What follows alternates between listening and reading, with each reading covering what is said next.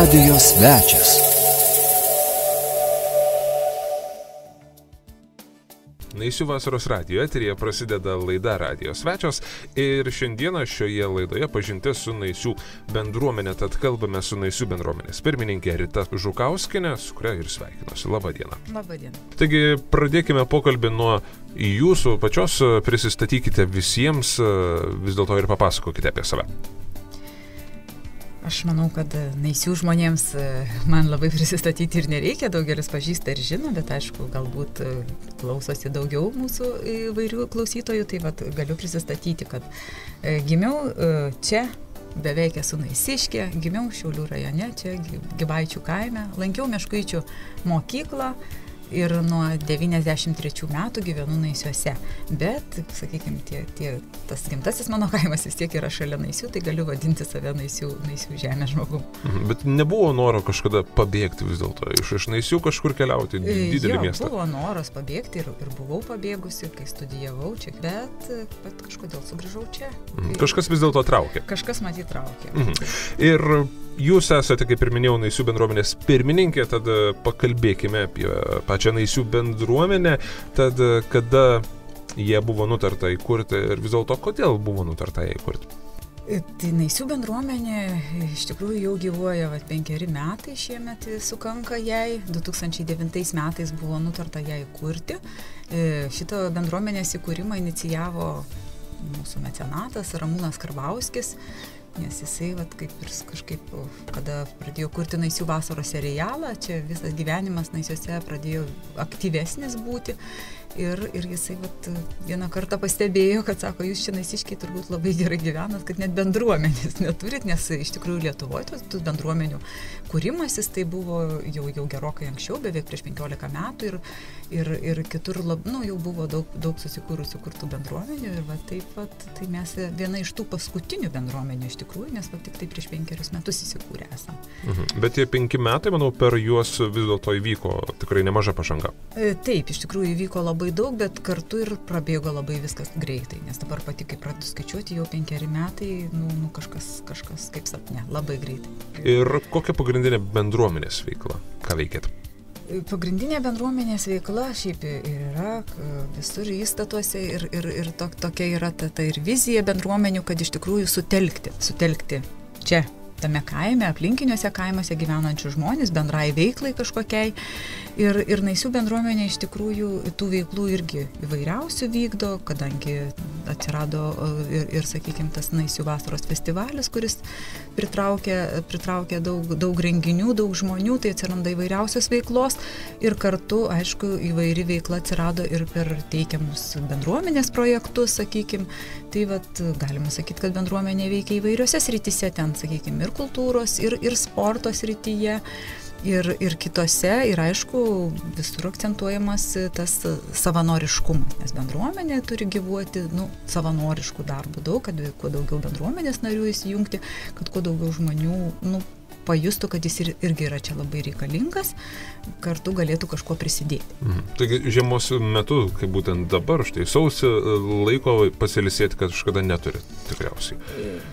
Taip, ar vasara, ar žiema vis tiek yra tų įvairiausių darbų, įvairiausiai yra projektai, su kuriais reikia padirbėti ir taip toliau, taip kad nežinau, kada čia yra mažiau tų darbų, vasara ar žiema, aš manau, kada tiesiog ištisus metus yra tos veiklos. Aišku. O tam, kad suvoktume visą tą mastą, kokia yra didelė bendruomenė, kiek vis dėlto narių jį vienyje? Naisių bendruomenė vienyje per 320 narių, iš tikrųjų Šiaulių rajone tai yra pati didžiausia bendruomenė. O visų Lietuvos mastu aš nesu taip jau labai pasidomėjusi, nežinau ir kur čia galėčiau rasti tą informaciją, bet aš manau, kad mes esame viena didžiausių bendruomenių Lietuvoje, nes ne visi dar nori jungiasi į tas bendruomenės žmonių, tas toks galbūt supratimo kažkokio trūksta, nes kas yra ta bendruomenė, aš galvoju, jeigu tu čia gyveni toj teritorijai, tai tarsi yra ta visa bendruomenė, ten narys ar nenarys, tiesiog, galbūt žmonės tas kažkoks, nauji dalykai, galbūt tie neįprasti tokie, kad čia dar tas nario mokestis reikia, dar kažkokie, tie įsipareigojimai kažkokie, galbūt truputį žmonės ir glumina ir jie neapsisprendžia. Bet aš manau, kad kuo toliau, tuo labiau žmonės jungiasi į tas bendruomenės ir tiesiog jas palaiko. Be abejo, smagu tai girdėti, bet kaip ir kiekviena organizacija, taip ir bendruomenė tikriausiai susiduria su tam tikromis problemomis ar su sunkumais, kurie iškyla. Ar Naisių bendruomenėje taip pat iškyla kažkokių sunkumų ar panašių dalykų, o galbūt priešingai, nieko čia nebūna sunkaus ir neįveikimo? Neįveikiamo gal ir nebūna, bet jis įveikiamas lengviau ar sunkiau, aišku, kad yra kažkokių sunkumų yra ir ypač kitos, sakykime, ne tik Naisių bendruomenė susiduria su įvairiausiais dalykais, nes, kaip ir sakiau, tai yra nauja Lietuvoje, kad ir atrodo jau 15 metų tarsi gyvuoja tos bendruomenės, bet iki galo irgi nėra taip, kad ten viskas būtų labai, labai aišku. Tai sakykime, jeigu mes, kaip bendruomenė yra nevyriausybinė organizacija, pelno nesiekianti organizacija, tai vadinasi, o tų įvairiausių veiklų, kad ir vykdant projektus, visur reikalingi yra pinigai. Svarbiausiai, kaip ir žinot, kad ir kas bebūtų, vis tiek visur reikalingi pinigai. Tai aš manau, kad mums pasisekė, kad mes turim čia mecenatą, Ramūną Karbauskį, kuris iš tikrųjų tas problemus mums padeda išspręsti. Bet kitos bendruomenės tai labai stipriai susiduria, nes jos dažniausiai gyvena tik tai iš to nario mokesčio, kurį susirenka, kiek jau vienyje tų narių, bet kas yra tas nario mokestis, kada jeigu vykdai projektus, reikia visko, pagaliau reikia ir popieriaus, ir transporto, kad tu galėtum vykdyti, kad tu galėtum domėtis, važinėti ir visą kitą. Tai o kažkokių didelių problemų labai išskirti negalėčiau Naisių bendruomenė. Tai galim sakyti, viena didžiausia Lietuvoje bendruomenė, kuri turi mažiausiai problemų, tikriausiai. Nežinau. Tikėkimės, bet. Tikėkimės, galbūt tikėkimės. Taigi prasidėjo šie nauji 2015 metai, jau sausis po truputėlį. Keliauja į pabaigą ir vis dėlto kokios aktualijos, kokie planai ir darbai numatomi būtent šiuo metu. Taip, 2015 metai, kaip ir visi turbūt jau girdėjo ir žino, kad Lietuvos Respublikos kultūros ministerija 2015 metais Naisius paskelbė kaip mažąją kultūros sostinę. Tai toks iš tikrųjų Naisių laukia kaip ir išbandymas, nes vis dėlto kažkoks ir įpareigojimas yra ir tie renginiai, kuriuos mes kviesim, kuriuos telksim bendruomenę kartu, tai aš manau, tokie laukia kartu nelengvi metai. Nelengvi, nes reikės daugiau padirbėti, labiau sutelkti bendruomenę, kad aktyviau dar įsijungtų į visą šitą veiklą. Bet aš manau, kad mes viską puikiai susitvarkysim ir viskas gerai baigsis ir viskas bus. O vadovauti tokiai tikrai nemažai bendruomeniai yra sunku ar lengva? Žinot, kaip bendruomenė, tai nėra čia kažkokia verslo įmonė, kad čia kažkaip reikia vadovauti. Bendruomeniai reikia vadovautis, kad visos iniciatyvos kiltų iš pačių bendruomenės narių. Tai kuo aktyvesni patys bendruomenės nariai, kuo įdomesnės jų aktyvesnės kažkokios iniciatyvos, tai iš tikrųjų ir tai bendruomeniai ir kartu nereikia vadovauti, tik reikia kažkaip koordinuoti, tvarkytis, tartis ir susikalbėti ir aš galvoju, kad viskas tada gerai, viskas puikiai ir sekasi. Man kuo toliau, to labiau iš jūsų kalbos atrodo, kad problemų tikrai neturite su bendruomenė. Būna visko, bet sakau, kažkokių didelių, kaip ir visur, ne vienos kažkokio dalyko neišspręsi, be kažkokių tai sudėtingų dalykų, užduočių ir visą kitą ir problemų, bet kažkokių tai didelių problemų tikrai negaliu labai paminėti, nes tikrai šalia turim daug pagalbininkų, turim daug aktyvių žmonių ir tikrai, sakykime, daugelį dalykų tikrai padeda išspręsti, bet tikrai veikiam ne mes vieni kaip bendruomenė, nes, sakau, visada šalia jaučiam tuos žmonės, kurie yra šalia, tai, sakykime, Naisių žemės ūkio bendrovė. Atrodo, žemės ūkio bendrovė, vykdo žemės ūkio veiklą, bet kada mes pakviečiam, visada prisideda, aktyviai įsijungia ir mūsų, sakykime, bendruomenės valdybos nariai, pakviečiam ir ūkininkus, kurie yra šalia, kurie gali kažkuo pagelbėti, nes dažniausiai tai reikia pagelbėti, tai transportu kažkokiu, dar kažkokiais dalykais. Tai visada labai aktyviai noriai įsijungia ir džiaugiamės, kad yra šalia tokie žmonės, kurie labai labai gali pagelbėti. Dar labai norėčiau paminėti Naisių mokyklą, kuri irgi labai aktyviai įsijungia į mūsų visas kviečiamas veiklas.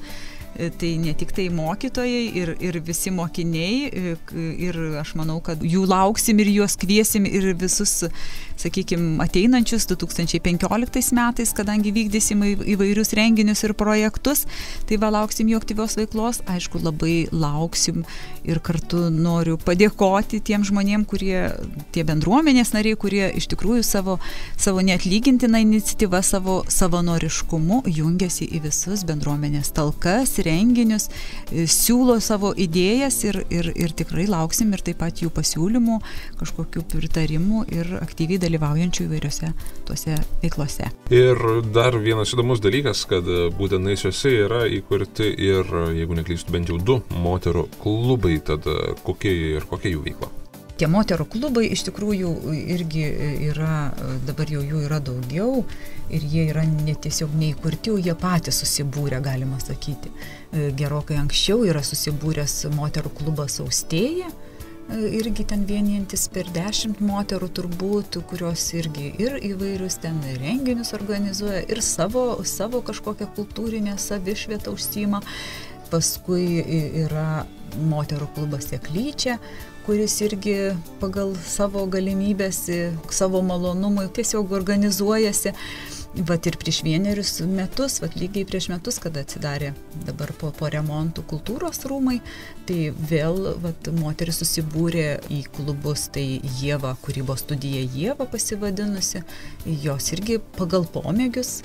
Niekas jų čia neskatino, bet jos tiesiog pačios pagal pomėgius, gal daugiau iniciatorės, tai Daiva Janulienė pakvietė ir šiandien tebekviečia ir laukia tų moterų, kurios nori užsimti kažkokią tai kūrybinę veiklą, jos vis kiekvieną turbūt savaitgalį kažką vis kitaip užsiima, kitokią veiklą ten, daugiau tai rankdarbio, aišku, veikla ta.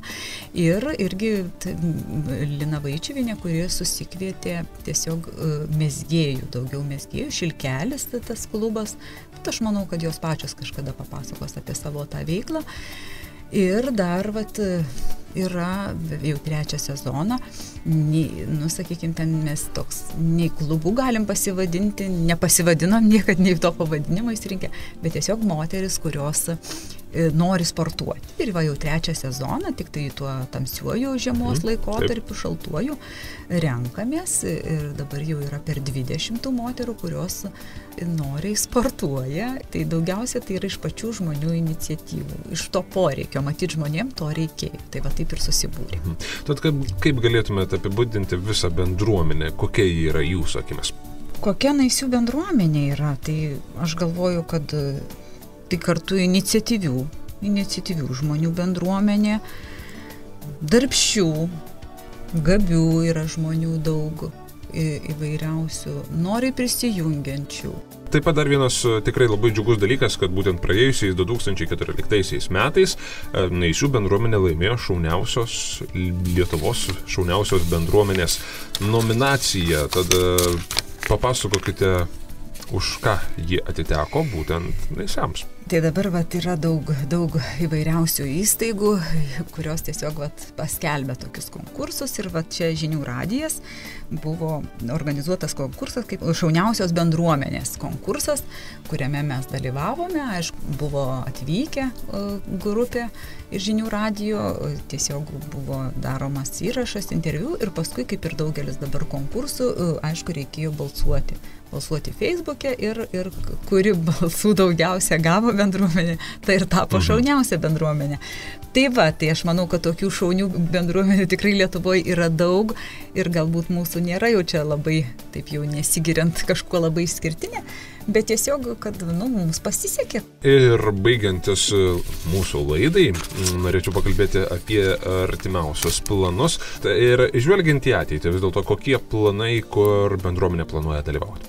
Tai žiūrint į kokią tą ateitį žvelgsime, bet ta tokia artimiausia ateitis, tai dabar, kad kaip aš jau ir minėjau, kad Naisiai yra 2015 metais paskelbta mažąja kultūros sostinė, tai artimiausias renginys, į kurį mes pakviesim visą bendruomenę ir ne tik bendruomenę, ir kitas bendruomenės kviesime jungtis, tai bus užgavėnės. Užgavėnės vasario 15 dieną ir iš tikrųjų čia ir bus didžiulė šventė, kuri vyks stadione.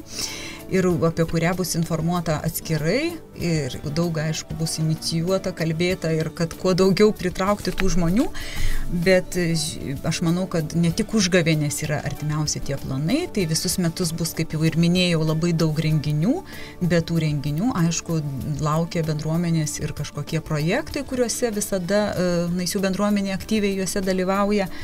Tai vat ir sakykime, per 2015 metus, tai tikrai aš manau, kad bus labai labai daug darbų ir labai reikės visai bendruomeniai daug padirbėti, susivienyti ir aktyviai dalyvauti. Kągi, linkiu Jums sėkmės, kad išsipildytų visi tie Jūsų reikalai ir darbai ir, žinoma, stiprybės bendruomenėje, stengiantis išlaikyti Naisių kaip mažosios Lietuvos kultūros sostinės titulą. Tada ačiū Jums už pokalbį. Ačiū ir manau, kad mes šitą vardą pateisinsim.